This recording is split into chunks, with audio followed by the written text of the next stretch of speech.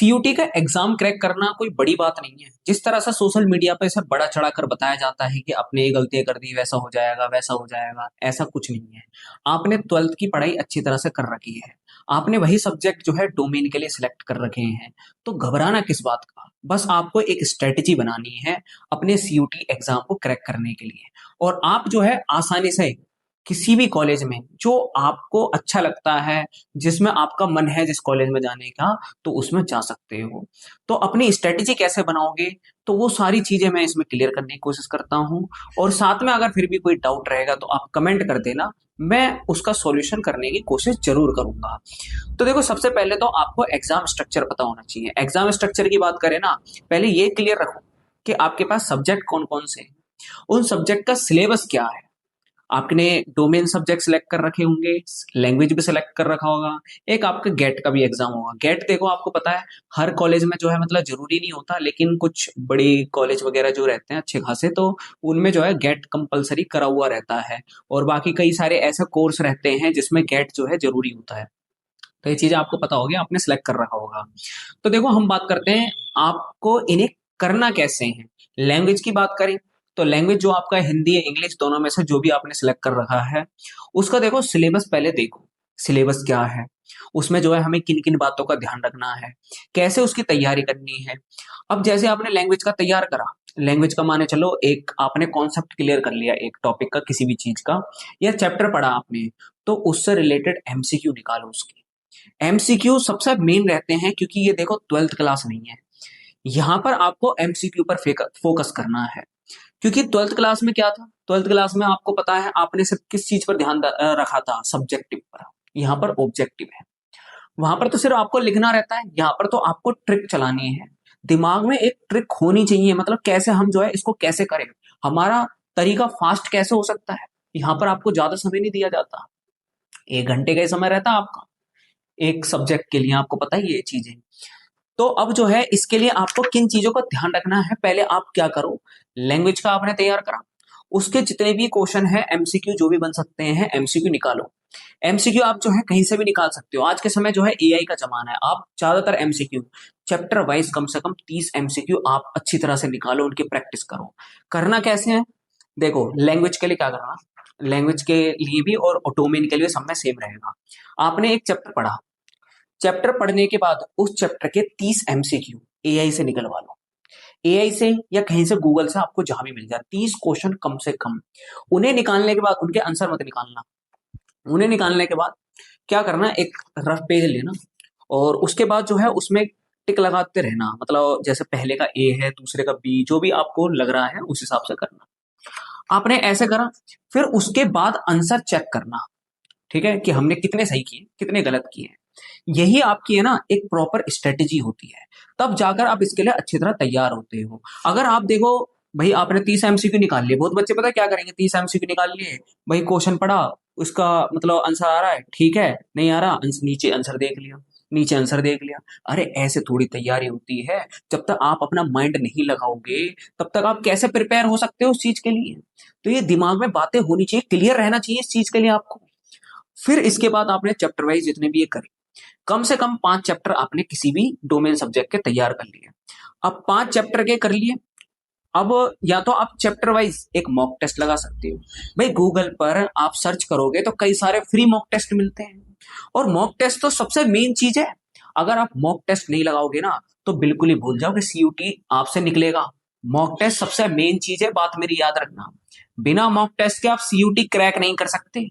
आपके दिमाग में अगर ये बातें आ रही हो तो मैं पहले बता दूं, मॉक टेस्ट हमारी क्या हेल्प करता है, समझो।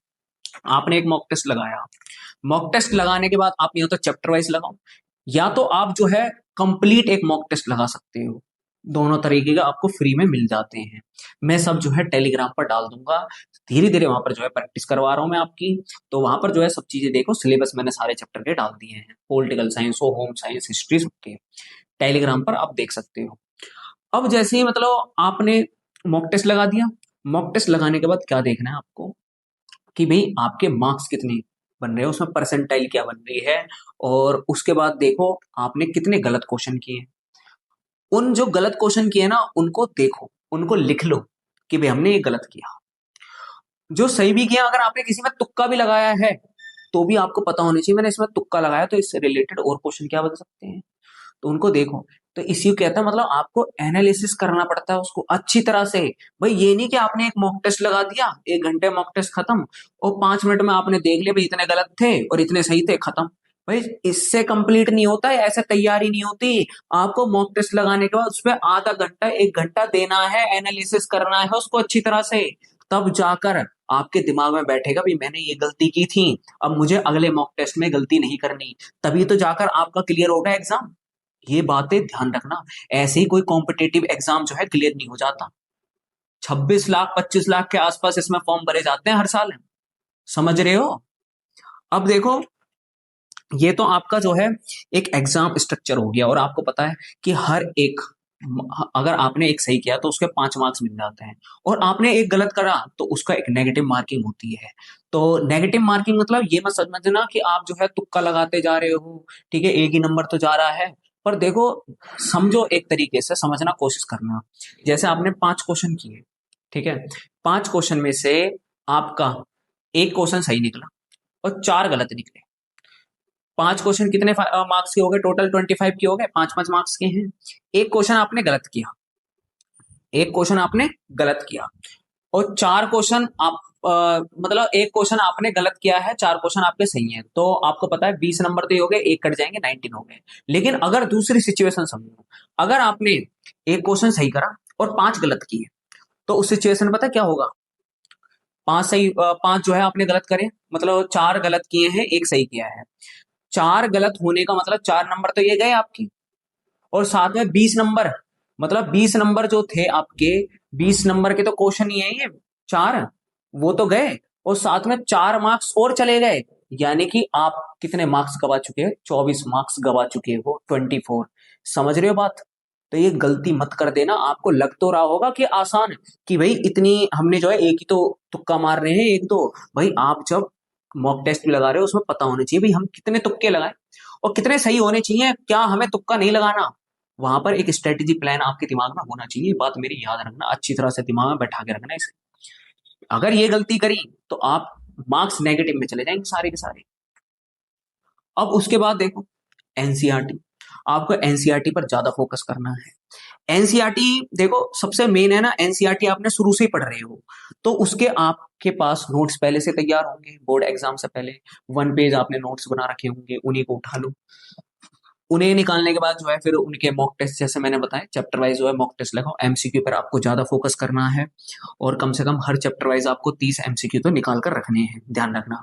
ये एनसीईआरटी का मेन फोकस होना चाहिए, पहले एनसीईआरटी, फिर उसके बाद दूसरी चीजों पर जाना, फिर उसके बाद एमसीक्यू अलग देखना कोई दूसरी। ये नहीं कि भाई इसके लिए मतलब ये भी बुक खरीद ली, ये भी बुक खरीद ली। भाई 10 बुक का क्या करोगे आप, 10 बुक का क्या कर लोगे इधर उधर से खरीद कर। एक बुक लो ना, एक चीज को पढ़ो, कई बार पढ़ो, दिमाग में बैठ जाए।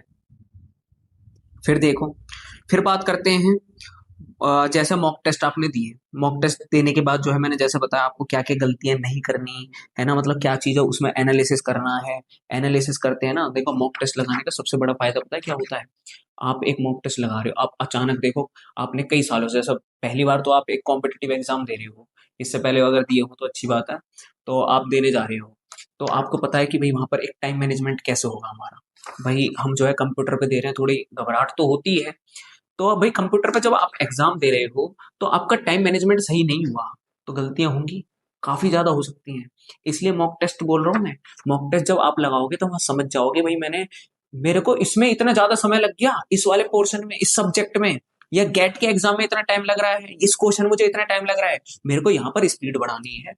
तो वो आपको सिखाएगा कि भाई तुम्हें कौन सा क्वेश्चन स्किप करना है और कौन सा अटेम्प्ट करना है, जिससे टाइम मैनेजमेंट बनेगा आपका। कौन से सेक्शन को हमें पहले करना है, कौन से सेक्शन को बाद में करना है, वो आपको एक दिमाग में, मतलब एक चीज आपको सिखा रहा है मॉक टेस्ट, कि आपको कैसे एग्जाम अटेम्प्ट करना है, ताकि आप ज्यादा से ज्यादा क्वेश्चन अटेम्प्ट कर सको। टाइम मैनेजमेंट सबसे बड़ी चीज होती है इसमें, ध्यान रखना। अगर आप मॉक टेस्ट नहीं लगा सकते ना तो पेपर भूल ही जाओ, साफ सीधी याद रखना ये बात। उसके बाद देखो, स्टडी प्लान की बात करें, स्टडी प्लान की बात करें ना, तो आप ध्यान रखना, आप स्टडी प्लान कैसे बनाओगे। ये देखो, दिन में हमें कौन सा सब्जेक्ट पढ़ना है। वीकली भी बना सकते हो, डे वाइज भी बना सकते हो। डे वाइज तो वैसे ज़्यादातर बच्चे फॉलो नहीं करते, तो आप वीकली जो है बनाओ। जैसे आपको पहले वीक में आपको 3 सब्जेक्ट पढ़ने हैं, दूसरे वीक में 2 सब्जेक्ट पढ़ने हैं, और इसमें जो है इस वीक में मुझे इतना पढ़ना है, उसका जो है मतलब एक टारगेट बनाओ। ये ऐसे मत बनाया करो कि मतलब मुझे जो है आज भी 5 घंटे पढ़ना है, तो दूसरे दिन भी 5 घंटे पढ़ना है, ऐसे नहीं बनता। आपको ये टारगेट बनाकर रखना पड़ेगा, टारगेट अचीव करने की सोचो कि भाई एक हफ्ते में मुझे जो है 5-5 चैप्टर जो है 3 सब्जेक्ट के कंप्लीट करने हैं, तो वो टारगेट हो गया। अब उसे करना है, एक वीक के अंदर करना है तो करना है। लास्ट जो संडे है पूरे वीक का, संडे को चाहे मेरे को 12 घंटे लग जाए, 24 घंटे लग जाए, लेकिन मैं कंप्लीट करके रहूंगा पूरे 15 के 15 चैप्टर तीनों सब्जेक्ट के। समझ आई बात? ये टारगेट होता है, इस तरह से पढ़ाई होती है असली। और फिर बात आती है पीवाईक्यूज की। पीवाईक्यू तो सबसे बड़ा गोल्ड है, याद रखना। मतलब ऐसा समझो, पीवाईक्यू आप प्रैक्टिस कर रहे हो, आपने जैसे मॉक टेस्ट लगाया, मॉक टेस्ट लगाने के बाद पीवाईक्यू देखो। पीवाईक्यू से ऐसा समझो भी पहले कैसे क्वेश्चन पूछे गए थे, इससे रिलेटेड ही और क्वेश्चन बनाओ। वो कैसे बन सकते हैं, उन्हें कैसे प्रैक्टिस कर सकते हैं हम। सबसे मेन तो आपका गेट है, क्योंकि ये तो सारे आप पढ़ ही रहे हो शुरू से, बस उसमें थोड़ा सा एडवांस हो सकता है। तो बस आपको पीवाईक्यू देखने हैं, कैसे क्वेश्चन पूछे जा रहे हैं और किस तरह का एडवांस लेवल हो सकता है उसका। तो वो आपको एक सिखा रहा है कि बच्चों समझो कि हम ऐसे क्वेश्चन पूछते हैं। तो ये बात मेरी याद रखना, इस तरह से आपको तैयारी करनी है। और अगर आप ये पूरा प्लान अच्छी तरह से समझ गए और उसके बाद अगर आप यही फॉलो करते हो, तो मैं गारंटी से कह सकता हूँ कि आप अच्छी तरह से अपना सीयूटी का एग्जाम क्रैक कर सकते हो, मन पसंदीदा कॉलेज में एडमिशन ले सकते हो। और दूसरी बात मेरी एक और याद रखना, ये सारी जो तैयारी है मैं टेलीग्राम पर करवा रहा हूँ।